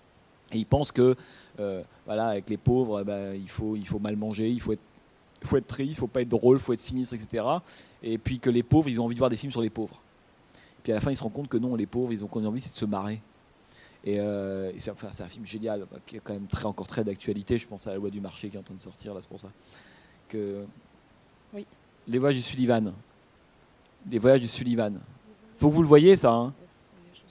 C'est un chef-d'œuvre absolu et qui raconte ça. Hein, qui raconte comment est-ce que... non mais d'ailleurs, qui est aussi un commentaire de tous ces films de genre qui arrivent dans les années 30 et qui proposent à ces gens qui sont jetés sur les routes, à l'Amérique de la dépression, une autre image. Hein, ce ne sont pas des films qui parlent pour le coup d'eux-mêmes. Hein, ce sont des films qui projettent une espèce d'imaginaire, une forme d'usine à fantasmes, de rêve importante. Et le film de Sturgis, il est extraordinaire là-dessus parce que le personnage fait une erreur énorme. Lui, vivant dans sa villa californienne, il pense que les pauvres, il pense que pour parler aux pauvres, hein, il faut être avec eux, pour voir comment ils s'habillent, etc. Il est convaincu que les pauvres, ils vont avoir des films sur les pauvres. Il est sûr de ça, quoi. Et tout le film, ça va être le moment de la révélation. C'est que maintenant, les pauvres, ils ont envie de se barrer. Quand ils vont au cinéma, ils n'ont pas envie qu'on leur raconte leur misère, quoi. C'est un film très très beau si vous avez l'occasion de le voir. Alors, effectivement, vous disiez que, en fait, il est toujours hors cadre. Mais c'est marrant parce qu'à chaque fois, on a l'impression qu'ils veulent absolument le mettre dans une catégorie en lui disant vous êtes un rouge, tu es un héros, Et en fait, lui, il échappe à chaque fois de ça. Donc, dans un sens, ça parle quand même, pour moi, beaucoup de liberté aussi, dans un sens, de ce personnage qui, malgré le fait qu'il se fait casser, il est toujours fidèle à lui-même. Et en fait, il y a quelque chose que je comprends pas, mais que je comprenais pas déjà avant de voir le film. C'est en fait le titre Heroes for Sale. En fait, héros à vendre. Là, c'est carrément quelqu'un qui est pas à vendre. En fait, c'est ça qui fait que je voudrais comprendre mieux le titre, en tout cas. Alors, il y a deux choses. La première, sur la question du cadre. Alors, c'est bien que vous disiez ça parce que ce qui est très intéressant, c'est que si on imagine, en fait, si on imagine ce film comme un cartoon. C'est-à-dire que vous voyez ce que je veux dire. C'est-à-dire que vous considérez qu'il y a 5-6 grands blocs dans le film qui sont traités comme des blocs. Hein. En gros, la guerre, la banque, la funny farm, enfin l'ellipse en désintoxication. Juste pour la cure de désintoxication, je crois que c'est à ce moment-là qu'il perd sa mère et quand il sort, il n'a même pas vu sa mère et après c'est la même chose. Oui, absolument. Et donc voilà, ces différents blocs, le bar, etc. Mais donc si vous pensez à ça comme un cartoon, genre, ça permet surtout de comprendre comment les mouvements marchent dans le film. C'est-à-dire qu'en fait, vous avez un personnage qui est mis dans un espace et comme une figure, on se croirait chez Tex Avery, ou Chuck Jones plus précisément. Et ce personnage-là, il est toujours évacué de l'endroit. Et donc il retombe dans un autre bloc. Il tente de faire sa place, paf, il est évacué, etc., etc. Et moi, à chaque fois que je vois ce film, je pense beaucoup au cartoon. Pourtant, ça n'a rien à voir. Mais je pense que la dynamique du film, c'est une dynamique de cartoon. Dans le sens où on a toujours un espace, un lieu, un univers. Voilà, la guerre, les tranchées, le banquier, enfin peu importe. Et que ce personnage-là arrive toujours, c'est ça qui est intéressant, il arrive toujours l'Américain qui va faire sa place, qui va devenir un Américain. Comme c'est un film qui critique terriblement ça, évidemment, plutôt que de faire sa place, il en est toujours expulsé. Et même de façon totalement arbitraire. L'arrivée des deux types du FBI à la fin est extraordinaire. C'est juste, il y a une scène de Deus Ex Machina qui débarque en disant « Non mais tu peux pas rester dans ce cadre-là, il faut en sortir puisque ça fait 5 blocs que tu en sors. » Donc ils arrivent, ils dégagent. Et donc ils se retrouvent avec il y a une espèce de critique que je trouve assez formidable, à la fois du mythe du self-made man, qui self-made man rien du tout, puisqu'il est toujours expulsé par l'Amérique elle-même, et en même temps cette espèce de persévérance dont vous parlez, qui fait que le désir de liberté reste quand même en permanence intact. Puisqu'il réintègre un univers, il repart du bas, et il remonte, il repart, et à la fin, qu'est-ce qu'il a ? Il a sa statue. Parce qu'évidemment, c'est aussi une très belle image, le petit gamin qui veut dire bon, à la fin, je vais être comme mon père. Enfin, je veux faire comme papa, un truc comme ça. Et donc, c'est qu'à la fois, c'est une façon de montrer la case dont vous parlez, l'emprisonnement, cette espèce de société en fait qui est très aristocratique. Hein. Évidemment, le personnage de Roger est quelque chose de très important. Hein. Le fils du banquier, le banquier lui-même qui donne par charité. Enfin bref. Donc, on est dans une société où tout est extrêmement figé. Les clichés, les préjugés, etc. Avec ce personnage qui, lui, tente en permanence d'être libre, ce qui fait qu'on a, on pourrait dire, la double tendance, d'un côté, la critique, effectivement, d'une société totalement corsetée, casée, qui empêche toute forme de progression, etc., et même qui l'assassine. Enfin, je veux dire, on a vraiment le sentiment qu'on lui met des coups de marteau sur la figure pendant tout le film, avec un désir de liberté qui est exprimé par ce personnage, qui passe, on pourrait dire comme ça, d'une case à l'autre, jusqu'à ce grand mouvement qui est, évidemment, à la fin, il reprend la route, mais ça, il retrouve... Je pense, d'ailleurs, juste un micro-mot là-dessus, je pense que le film, en fait, met 1h10 à se dire, mais c'est quoi l'Américain, quoi ? Ben, l'Américain, c'est celui qui prend la route. Parce qu'en fait, tout le problème, à mon avis, du personnage, c'est qu'à aucun moment dans le film, on le voit prendre la route. Vous savez bien que dans la fiction américaine, il y a un moment donné, quand tout va mal, quand tout est foutu, etc., on repart de zéro, go west, on prend la route. Et à la fin, l'optimisme vient au moment où le personnage prend enfin la route, comme tous les grands héros américains. N'oubliez pas que le film est réalisé 3 ans avant le temps moderne, enfin, qui se termine évidemment par le moment où Chapic et Paulette Goddard partent sur la route. Et là, il me semble qu'à ce moment-là, il est plein cadre, plein centre, il devient un héros américain. Mais parce qu'il a compris ce rapport à l'espace, c'est quelque chose de très très beau, quoi. Mais pourquoi ce titre, en fait ? Là, moi, je pense que les héros à vendre, c'est c'est ce que raconte, à mon avis, le film. C'est d'un côté le banquier, qui est cette espèce de... Mais le à vendre, c'est dans le sens de la valeur. C'est que, comment dire, au début, on voit bien la discussion qu'il a avec son père, par exemple, où tu dis, mais on comprend bien que c'est l'image du héros, peu importe d'ailleurs que... Oui, aussi, bien sûr. Mais non, mais c'est héros, mais c'est tout en même temps. C'est-à-dire que c'est héros à vendre. C'est-à-dire que le héros à vendre n'en est pas un précisément. C'est-à-dire que c'est pas l'héroïsme. C'est-à-dire que le film distingue en permanence ça. Il dit il y a de l'héroïsme d'un côté, l'Amérique elle veut de l'héroïsme, mais elle s'en fout de savoir s'il y a coïncidence entre l'héroïsme et les héros. D'ailleurs, le fait que l'anti-héros, mais c'est pas anti-héros parce que Wellman a un regard bienveillant à l'égard de celui qui serait un anti-héros. Parce qu'il est rongé par la culpabilité, il s'en veut à mort, parce que en fait, l'autre le comprend et qu'il suffit de changer de place pour changer de position. Vous voyez ce que je veux dire ? Et je trouve que le Wellman le montre bien. C'est que le côté négatif, c'est-à-dire que là où Wellman est en fait film contre, c'est pas du tout contre ce personnage-là, à mon avis, pas du tout. Même contre le père. Le père, dis-moi, parce que le père, il aimerait tellement que son fils soit un héros. Bon, non. Là où il filme contre, à mon avis, c'est les nouveaux actionnaires, c'est la police, c'est beaucoup plus les grands symboles de la nation américaine, beaucoup plus que ces gens-là. Roger, d'ailleurs, à la fin, il devient plutôt sympathique quand il le retrouve sous la tente. Je pense que c'est pas quelque chose qui... moi, c'est ça que j'aime d'ailleurs dans le film. C'est que, vous savez, c'est comme ce que dit Octave dans La règle du jeu de Jean Renoir. Hein. Le pire dans ce monde, c'est que chacun a ses raisons. C'est vrai. Et Roger, il a ses raisons. Vous voyez, on peut pas. Enfin, après, chacun le juge différemment. Mais je pense que Tom, il le juge bien. Il comprend ça. Il comprend, il a peur, il aura fait pareil, il sait pas, ça se joue à une seconde. Voilà, il le juge pas du tout. Si c'était qu'à un moment donné, voilà, sous la morphine, il est quand même contraint de dire. Il y a ce moment où il lâche le morceau, si vous voulez. Mais je pense que c'est pas contre ça que filme Wellman, pas du tout contre ce personnage-là. C'est le système qui fait ça. Hein, qu'un type comme ça, à un moment donné, se retrouve dépositaire d'un héroïsme qu'il n'a absolument pas accompli, quoi, tout simplement. Enfin, je trouve, hein, peut-être que certains d'entre vous trouvent que le personnage de Roger est plus... oui, non. Oh, il est anti-héros. Ouais, non, je comprends ça. Moi, vous savez, je pense que la plupart des gens sont des anti-héros, mais dans ces situations-là... Ça se saurait si les gens, vous voyez, il y a quelques héros et 2-3 résistants, quoi. Voilà. Après, les autres, c'est quoi? C'est des humains, c'est des anti-héros, c'est des collabos. Moi, je sais pas trop. Hein, voilà. Un film contemporain dans lequel il est question de code dans le cinéma, c'est Taxi Téhéran. Vous l'avez vu peut-être. Et je cherchais pendant le film. C'est un film formidable. Hein. Ah oui. Ouais. Alors là, on est assez. Là, ça là, c'est complètement autre chose. Mais c'est aussi comment est-ce qu'un ciné... Qui a vu Taxi Téhéran parmi vous? Bah. Il y a des quoi? Ben oui. Oui. Oui. Non, mais je pense que vous parlez du fait de l'interdiction pour Jafar Panahi de faire un film, parce qu'il a interdit de filmer. Lui, c'est même pas interdit de faire des... Parce que là, le code de production, c'est que vous avez le droit de filmer les choses vous allez filmer seront contrôlées, etc. Dans le cas de Panahi, c'est interdiction de filmer. Mais il n'y a pas que ça, parce que dans le film, un des personnages, c'est sa nièce d'ailleurs, c'est l'actrice qui joue le rôle de sa nièce, elle apprend le cinéma à l'école et elle apprend les codes pour pouvoir faire un film. Bien sûr. Oui, c'est un film formidable pour ça. Hein. Et c'est intéressant parce que c'est l'Iran. Oui, bien quand sûr, on connaît l'histoire qui est entre l'Iran et les États-Unis.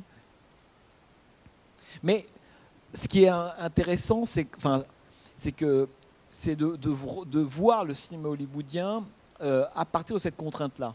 Vous voyez, bien sûr que c'est voir le code, on se dit c'est ridicule, évidemment, tous ces interdits. Oui, mais bon, ça a permis, encore une fois, à des cinéastes d'inventer en termes de mise en scène des choses incroyables. C'est-à-dire que la puissance esthétique du cinéma hollywoodien, elle vient bizarrement aussi du fait qu'elle avait beaucoup d'interdits. Vous voyez ce que je veux dire? Le code, ils ont été obligés de se remuer les méninges, quoi.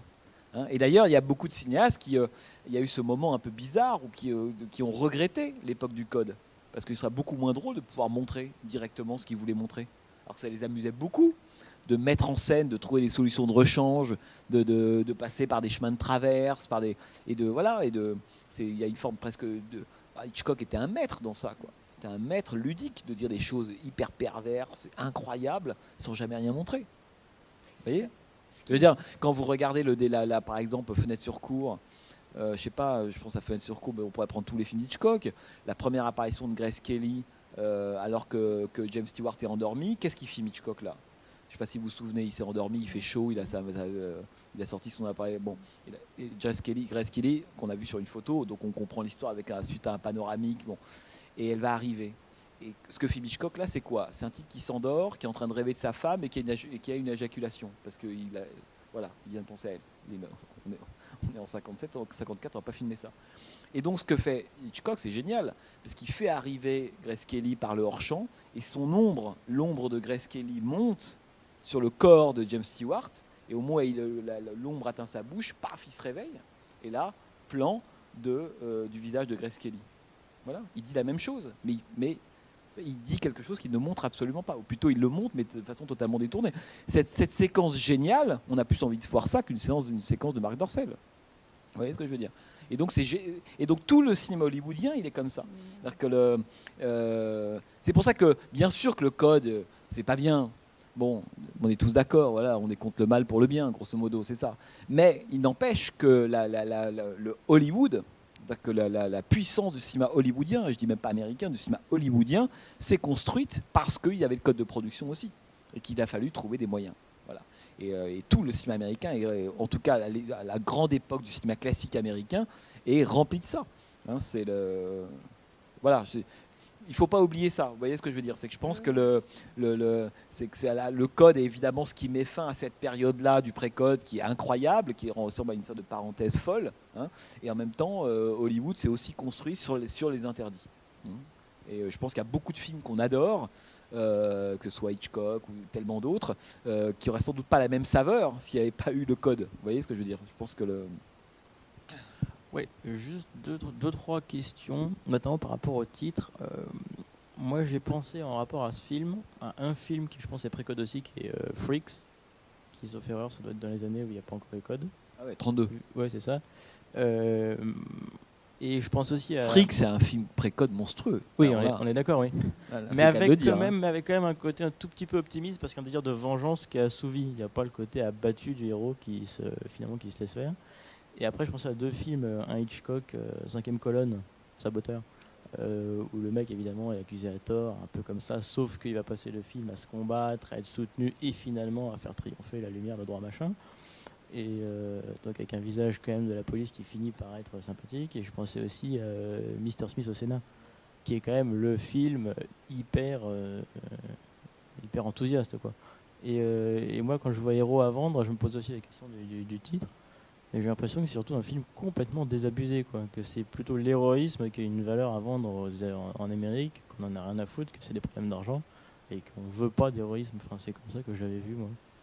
Oui, alors le côté pessimiste, oui, bien sûr, mais en même temps, il y a quand même cette fin où il relève un peu la tête. Parce que Les raisins de la colère, c'est un film aussi pessimiste que ça, qui est soumis au même problème d'ailleurs. Hein. Je veux dire, je ne vais pas revenir sur Les raisins de la colère, mais c'est la même chose. C'est-à-dire que à l'époque, dans le film, dans l'adaptation évidemment du bouquin de Steinbeck, c'est une lente descente aux enfers pour la famille Joad. Hein, on peut se dire, et pareil, à la fois les nouveaux propriétaires, la police, sont montrés comme des espèces de structures iniques, terrifiantes, quoi. Et dans le film de Ford, il faut se rappeler que dans une première version du script, je ne sais pas si vous avez un tout petit peu en tête, mais Tom Joad avec sa famille passe par plusieurs camps. Et les deux derniers camps du film, il y a le camp terrible où on a le sentiment que c'est presque une prison. Hein, où ils sont poursuivis, mis dans des cases, traités avec mais vraiment comme des animaux, comme des chiens. Et il y a le dernier camp, qui est le camp beaucoup plus agréable, où il y a un type très gentil qui les accueille, vous pouvez vous servir de l'eau, les robinets sont rutilants, formidables. Dans une préparation du script, Ford avait choisi de placer le bon camp, si on peut dire, avant le mauvais, de manière à ce que le film sombre totalement en termes d'humeur. Et à l'époque, Daryl Zanuck et notamment des gens du code, on dit c'est pas possible, non, il faut qu'il y ait un espoir à la fin, et donc à la fin on termine sur ce qu'on appelle le camp Roosevelt, d'ailleurs, entre parenthèses, avec cette espèce le directeur du camp qui est un type totalement affable, extrêmement gentil, etc. Donc on avait un peu le même sentiment. D'ailleurs je pense à ça puisque si vous avez en tête aussi, après je reviendrai à votre question, un film qui s'appelle La route du tabac, hein, de Ford, qui est un film complètement dingue, qui a la version à languille, poisseuse, moite, New Orleans, quoi, de Raisins de la colère. Comme Ford était très énervé par le fait qu'on lui ait fait changer l'ordre des deux camps, il a donné à celui qui tenait le bon camp dans Raisins de la colère, qui paraît être un sosie de Roosevelt, le rôle du méchant capitaliste dans La route du tabac, hein, pour se venger de trucs qu'on lui avait fait faire 1 an et demi auparavant, en fait, quoi. Et donc moi je pense que c'est pas un film pessimiste, pas pessimiste, c'est un film extrêmement lucide et extrêmement critique, tout simplement. La phrase l'Amérique est finie où il dit mais non, regarde Roosevelt, on reprend la route. Oui, c'est un film critique comme il y en a eu plein dans les années 30, des films sociaux qui racontaient la réalité effectivement de ce que c'est que le rêve américain, l'héroïsme, tout ça, oui bien sûr, mais comme il y en aura beaucoup dans les années 70, mais pessimiste, je ne sais pas si c'est un film pessimiste, je pense que c'est un film extrêmement lucide, parce qu'en même temps, le film se termine par l'homme a réussi, mine de rien, en bout de course à survivre, et à faire aboutir, parce que c'est quoi la dernière séquence du film, c'est quand même, c'est pas Lincoln, mais c'est lui, sa statue, puis le gamin qui dit je vais faire comme papa. Donc il laisse à la génération d'après le soin de choisir ses héros, c'est tout, c'est ce que raconte le film. Espérons qu'il choisisse celui-là, quoi, voilà. Mais je pense que c'est le film milite et pas dans un camp ou dans l'autre. Hein, c'est vraiment pour moi, il faut prendre le film à partir. Enfin non, mais la dernière image, elle est clé. Hein, et le fait qu'il choisisse, il termine de façon si ostentatoire sur le gamin qui dit moi je veux faire comme papa. Et in extremis, le pessimisme que vous pouvez ressentir, il est un peu sauvé, quoi. Hein, il se dit cette génération-là, c'est mort. Et peut-être que celle d'après. Et c'est toujours ce qu'on se dit d'ailleurs. On se dit tous, notre génération, c'est mort. Ceux d'après, peut-être. Et sa dernière parole du héros, c'est on a de la chance, il ne pleut plus. C'est intéressant. Et ça, c'est le héros américain, quoi. Ça, nous, on dirait pas ça. Nous, on dirait il pleut encore. Non, il pleut plus. Quoi. Il trouve toujours une raison d'être optimiste. Oui, mais enfin, quand vous voyez son parcours dans le film, je pense vraiment quand même quelque chose. C'est quand même l'histoire. Parce que la première séquence, elle est programmatique. C'est l'histoire d'un homme qui est mort et qui renaît. Hein, c'est Lazare. Bon, si on veut commencer à rentrer dans le film de façon un peu précise, c'est ça que ça raconte. C'est un homme qui, dans chaque situation, à chaque moment de sa vie, dans chaque univers, meurt dans cet univers-là et renaît dans un autre. Bon. Et donc ça nous est raconté dès la séquence de la guerre. On dit voilà, ce type-là, ça va être ça. C'est un type qui vit dans un monde dans lequel il y a la guerre du capitalisme, guerre avec les communistes, la guerre, les machines, peu importe. Ce mec-là vit, ce héros-là, avec beaucoup de guillemets, vit dans un état de guerre permanent. Guerre ou pas guerre d'ailleurs, parce qu'on voit bien qu'on passe d'une guerre à une autre. Mais la violence, l'expulsion, la mort symbolique est toujours la même. Mais ce type-là, en fait, des événements extérieurs vont faire qu'il va mourir, on va croire qu'il va mourir, et puis sa propre énergie ou le hasard font qu'il va renaître. Le héros américain, c'est ça, c'est un phénix permanent. Et donc c'est pour ça qu'à la fin, il peut dire ça, évidemment. Oui. C'est le truc profondément américain, c'est ça. C'est ce type qui est mort 5 fois dans le film, parce qu'en fait, il est mort 5 fois. Ah bon. À la fin, il dit, finalement, ça va. Il pleut pas, s'il y a ça, au moins, ça va bien. Oui, et il garde toujours sa probité, je ne sais pas si on peut dire ça, sa pureté. C'est quelqu'un de pur, finalement. Oui, c'est un enfant, en fait, il y a un côté... Voilà, son innocence aussi. Oui, parce qu'il y a quelque chose aussi qu'on trouve dans beaucoup de films américains, mais quelque chose qui est là, pour le coup, assez... C'est que la critique du système américain, ce n'est pas la critique de l'Amérique. Voilà. Et nous, en tant qu'Européens, on a souvent tendance à confondre les deux. Non. C'est-à-dire que Capra étant l'exemple typique de ça. Les Polacs, dans les années 70, étant typiques de ça. C'est l'idée, c'est pas parce que quelques-uns dévoient le système, les valeurs ou autres, que ce système et ces valeurs sont pourris. C'est-à-dire que le vrai héros, si vous voulez, c'est lui, parce que lui, il a compris ça. C'est-à-dire que c'est un héros purement américain, mais qui sait quand il faut se faire de l'argent, qui sait quand il faut en donner, qui sait, voilà. On pourrait dire que lui, il incarne, on pourrait presque dire, l'esprit au sens le plus pur du terme de ce que c'est que l'Amérique. À côté de ça, il n'y a que des escrocs. Il y a que des voleurs, ou des délateurs. C'est ça qui est intéressant, c'est qu'il distingue bien les deux. Ça fait que ce personnage-là, qui est poursuivi en permanence par ceux qui pensent incarner l'Amérique, toi tu es un communiste, toi, etc., c'est peut-être lui le plus américain. Et eux, les vrais, on pourrait dire imposteurs, ce sont toujours les autres. Hein. C'est ça que raconte évidemment jusqu'à Max, qui est la caricature absolue d'imposture, quoi. L'homme qui se retourne intégralement dans le courant du film. Juste une question, je ne suis pas très spécialiste, mais vous dites que c'est le cinéaste qui fait le scénario. Moi, je suis étonnée parce que je pensais que le cinéaste, c'était celui qui filmait. Et c'est lui qui fait là, il y a deux scénaristes, hein, Misner et Lord, si je ne dis pas de bêtises. Et voilà. Parce que vous avez parlé surtout du cinéaste, ouais. Et du coup je me disais c'est lui qui a inventé l'histoire. Ah non, parfois ça arrive. Non, mais vous savez, à Hollywood c'est très compliqué parce que lui a l'idée de commander un scénario suite à la marche dont je vous parlais. Il fait travailler plusieurs scénaristes, 2 sont crédités mais 10 sont bossés dessus. Enfin, c'est un rapport très différent du scénario à Hollywood. Mais moi je suis un enfant de la politique des auteurs, donc pour moi ce qui compte c'est celui qui filme. Oui, alors juste pour revenir à la construction du héros, moi ce que je trouvais intéressant, c'était le parallèle entre la réalité du parcours du héros, de Tom, qui n'est pas très joyeuse, parce qu'effectivement il est mis en prison, il a été blessé à la guerre, il a connu l'ennemi, qui a été plutôt indulgent avec lui, a priori, ce qui m'a aussi étonné comme image. Et le parallèle de l'image qui a été construite par la tante Marie, entre guillemets, pour son fils, qui est plutôt une image magnifiée, qui met complètement de côté tous ses aléas, et qui lui raconte le voyage de son père en Alaska, des péripéties, voilà. Et là, j'y vois vraiment la construction d'un mythe, du mythe du héros, quoi, qui va certainement perdurer potentiellement de génération en génération.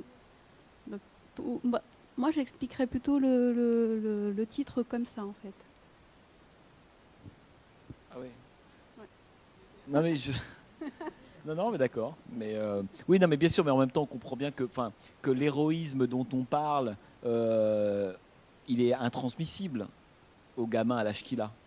Oui, mais du coup, c'est ce qu'il va garder certainement en mémoire et qu'il va peut-être propager et qui va perdurer. Bien sûr. C'est aussi la construction d'un mythe, évidemment. Oui, on ne sait pas s'il se retrouve à un moment donné, si le père va vraiment raconter la réalité de ce qu'il a vécu ou pas, etc. Mais moi, c'est l'image que j'en ai gardée quand le gamin regarde la statue et qui dit voilà, mon père, ce héros, et c'est ça que je veux être, quoi. Indépendamment de la pluie, de la boue, etc.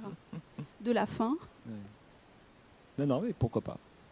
Il y a un truc que je voulais vous dire, c'est que Wellman, il a commencé à tourner. Parce qu'en fait, je ne vous ai pas parlé de ces dates. William Wellman, il est né en 1896, il a commencé à tourner en 1920, mort en 75, et en fait, il s'arrête de tourner en 58. C'est intéressant. Voilà, pardon. Oui, tout à l'heure, vous avez fait un rapprochement avec les temps modernes, et donc avec les temps modernes. C'est vrai qu'en regardant le film, moi, je pensais beaucoup aux temps modernes, à l'humanité du personnage, au fait de passer à plusieurs périodes. Et est-ce qu'on sait si Chaplin, quelle était sa relation avec ce... Peut-être, je ne sais pas. Mais en tout cas, il est évident que ce film-là, qui est à l'époque un film important, qui est un des films les plus importants de William Wellman, qui est considéré aujourd'hui dans l'histoire du cinéma comme un des films importants de cette période-là. À l'époque, il ne faut quand même pas oublier qu'avec beaucoup plus de spectateurs dans les salles, que les cinéastes voyaient beaucoup plus les films entre eux, et que quand on voit ce film, pour moi il est évident, mais peut-être que je me trompe, que Ford l'a vu et Chaplin l'a vu. Chaplin réalise son film 3 ans après, La critique des machines, enfin tout est là-dedans, évidemment. En même temps, c'est aussi des thèmes qu'on retrouve dans beaucoup de films, on pourrait dire socio-critiques de l'époque, si vous voulez. Mais je suis d'accord, il y a de tels échos, de telles circulations de motifs entre tout ça qu'on y pense évidemment. Mais après c'est compliqué parce que quand on commence à prendre les temps modernes et puis les raisons de la colère, et puis après on pense évidemment, il y avait Notre pain quotidien, on se dit mais ils ont peut-être vu ça aussi, Wild Boys of the Road, qui est un autre film sur les enfants hobos dont je vous parlais, de William Wellman, on se dit aussi ça, et puis le Magicien d'Oz c'est 39, et puis quand on voit le Magicien d'Oz on se dit qu'ils ont aussi vu les temps modernes, et puis après c'est toute l'histoire du cinéma américain qui se relie comme ça évidemment. Mais c'est pour ça que moi je trouve ça toujours intéressant de considérer une œuvre, enfin un film, à la fois dans la filmographie du cinéaste, première chose, pour ce qu'est le film lui-même, oubliant même à la limite ce qu'il y a autour, et puis dans la généalogie de l'histoire du cinéma américain. C'est ça qui est tout souvent très émouvant, c'est qu'un film, il y a que les mauvais cinéastes qui pensent qu'ils font un film ex nihilo, quoi. Il y en a, hein. Beaucoup m'ont dit ça parfois. Non, mais moi, il n'y a rien, oui, mais bon. Moi, ce que j'aime, c'est quand on sent, qu'on s'amuse comme vous le faites, en établissant comme ça des liens d'un film à l'autre, parce que des motifs circulent, sont repris, sont développés. Et c'est aussi, il n'y a pas une histoire du cinéma américain. Il y a plusieurs histoires du cinéma américain, en fonction du fil que vous suivez. Et le plan de la route, par exemple, de la fin, il y a une histoire du cinéma américain à faire à partir de là. Plan de début, plan de fin, les personnages qui arrivent, qui partent. Et moi, je vous reparle de ça pendant 2 heures si vous voulez. Et c'est génial. On part de ça, on arrive au Magicien d'Oz, je sais pas, les raisins de la colère, et on continue. Pardon ? D'arriver vers l'or, jusqu'à l'épouvantail de Jerry Schasberg, et puis c'est parti, quoi. Et donc, mais en même temps, à chaque fois, le personnage et la route, c'est à la fois un motif typique du cinéma américain. J'arrive de la route, je la reprends, j'en repars, voilà. Début des raisins de la colère, fin de héros à vendre. Et évidemment, on pourrait multiplier les exemples à l'infini. Mais ce qui est intéressant, c'est la façon, à quel moment je prends la route, comment je la prends, après quoi ça vient. Et parce que prendre la route, ça veut dire des choses différentes en fonction des films. C'est pas parce que je prends la route que je prends toujours la même chose. Par moment, au bout de la route, il n'y a rien. Puis vraiment, au bout de la route, il y a vraiment dans la logique du film un vrai espoir, quoi. La fin des temps modernes, la route, c'est on laisse tout ce qu'il y avait derrière nous, on repart, on reconstruit et c'est heureux, quoi. C'est que ça, c'est la grande croyance de la fiction américaine, c'est que au bout de la route, c'est toujours mieux. Donc c'est pour ça qu'on prend la route. En France, personne n'imagine de prendre la route. On va pas aller à Dijon, vous voyez. On se dit pas à Dijon c'est toujours mieux, ou à Saint-Étienne, ou à Marseille. Personne, ouais, c'est pas dans notre ADN, ça. Hein, pardon s'il y a des gens qui sont originaires de Dijon, mais je pourrais dire de Compostelle ou Bastia. J'ai fait une grosse gaffe là sur la fin. Pardon, oubliez ce que je viens de dire. C'est pas grave. C'est très à Dijon, Rennes, Caen. Voilà. Voilà, ils sont à Dijon. Bon, oui. Envoyez alors. Juste une question sur l'accueil en fait qu'il a reçu le film. Énorme succès. Ah, ouais. Gros carton, bah oui. Bon, en même temps, est-ce que c'est étonnant? Bah non. Bah non. Ça dépend qui... Non, parce qu'indépendamment du discours du film, c'est un. C'était plus des classes populaires. Non, c'est un gros succès. Après, c'est ceux qui vont au cinéma. Mais ce que je veux dire par là, c'est que c'est aussi un film qui est, indépendamment de tout ce qu'on a dit, qui objectivement est divertissant. Vous voyez, me semble-t-il. C'est pas uniquement, c'est pas qu'un pensum politique, c'est pas qu'un film qui nous dit je suis du précode. Vous voyez ce que je veux dire? C'est aussi un film très, que je trouve hyper bien écrit, qui a sous une vitesse qu'on mettra du temps à retrouver dans les films américains, me semble-t-il. Quand je sais pas, vous revoyez des films américains des années 50-60, quand vous comparez à la vitesse des films du précode, on a l'impression d'un ralentissement, mais alors colossal. Hein, bon, il me semble qu'on retrouve ça avec des... Alors par moment chez Walsh, pour ceux qui s'intéressent, par moment chez Fuller, ce que le critique américain Manny Farber appelait l'art termite, ceux qui ont gardé cette espèce de rage, cette vitesse prolo, quoi. Des films qui vont vite, le vrai cinéma américain. Là, ça trace encore. Mais alors, la plupart des grands cinéastes américains font des films beaucoup plus lents. Vous regardez aujourd'hui un Minnelli, un Kazan, mais c'est extrêmement lent, quoi. Par contre, on va retrouver cette vitesse, oui, avec des gens comme Aldrich, mais à la fin des années 50, et surtout avec un cinéaste comme Don Siegel, sur cette espèce de... je ne sais pas si vous avez en tête des films comme Charles Varick ou des choses comme ça, Don Siegel va retrouver cette forme de cette vitesse de la série B, quoi. Hein, je pense que ça, c'est... on le retrouve, et aujourd'hui, on est très loin de ça quand même. Aujourd'hui, on est quand même toujours dans des films, je ne sais pas, qui font des films américains aujourd'hui, qui ont un peu de budget, parce que c'est un film qui a quand même un peu de budget, font 2 heures, 2h10, 2h15. Voilà, ça, c'est, je sais pas, que ça vous est jamais arrivé aujourd'hui. Enfin, en ce moment, vous allez au cinéma, il me semble qu'on a envie de couper un tiers du film en permanence. Non, enfin, c'est quand même. Et alors, soit on se dit qu'on a un problème personnel, ce qui est possible, ou alors on se dit qu'il y a quand même un problème même de ce que c'est que l'économie, c'est-à-dire une séquence et pas deux. Pourquoi 2 séquences qui est la même chose plutôt qu'une? Pourquoi cette séquence rallongée alors que tout était dit au bout de 20 secondes? Enfin, il y a quand même il y a une confiance dans ces films, dans la rapidité, dans l'intelligence du spectateur, quoi, qui va tout comprendre, ça va aller très vite. Que je trouve qu'on a, sans faire le vieux con, assez perdu, quoi. Je trouve que c'est vraiment un art, cet art de la vitesse et de l'économie, quoi. Ah, oui, c'est pas... Mais indépendamment, je pense que c'est vraiment une école. Donc, je suis sûr que vous donnez ce scénario aujourd'hui à un cinéaste américain ou peu importe, je suis convaincu qu'il se dit moins de 2h35, c'est pas possible ce film. Mais évidemment. Ouais, et puis l'incarnation des personnages, la femme, enfin, évidemment, scène d'exposition, développement, explication, tout. On voit bien comment de ce film-là, on peut en faire un film, une saga, quoi, une fresque. Parce que le film se déroule quand même sur 18 ans, enfin je sais plus. Donc, et ça, c'est vraiment une qualité, je trouve. Hein, bien sûr. Ah ouais. Mais il y avait un peu ça chez Ford par moment. Hein. C'est je veux dire, je suis heureux, plan suivant, je suis devant la tombe. Hein. Et c'est par moments, voilà, c'est la puissance de l'ellipse aussi. Enfin, je trouve que il y a une espèce de violence dans le mot. Et tout est dit en 1 minute. Il est parti en prison, c'est l'année où sa mère meurt, il en sort, il va sur la tombe. Ben, voilà, c'est pas la peine, me semble-t-il, d'en raconter plus. Et dans les films précodes qui ont cette caractéristique d'être vraiment tous très courts, il y a cette qualité-là, quoi. C'est-à-dire qu'ils perdent jamais de vue ce qu'ils veulent raconter. Et ça, je trouve que Et je trouve qu'on n'est plus habitué, en tant que spectateur, à voir cette vitesse dans le récit, quoi. Vraiment. Encore une fois, je reviens de Cannes, je peux vous en dire quelque chose. Bon, bah écoutez, le prochain c'est Hours. Alors, prochain c'est Sorcerer. Le 24 juin.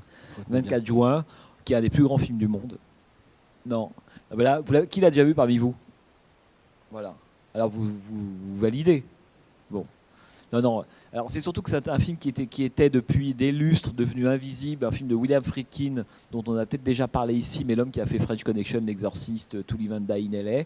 Et c'est un film fou, hein, qui a été un échec incroyable au moment de sa sortie en salle. C'est aussi une raison pour laquelle le film avait un peu disparu, et que Friedkin avait du mal à en parler pendant des années, etc. C'est un film que Friedkin tourne en République dominicaine au moment où Coppola est parti aux Philippines tourner Apocalypse Now. Parce qu'à l'époque, ils sont un peu concurrents tous les deux.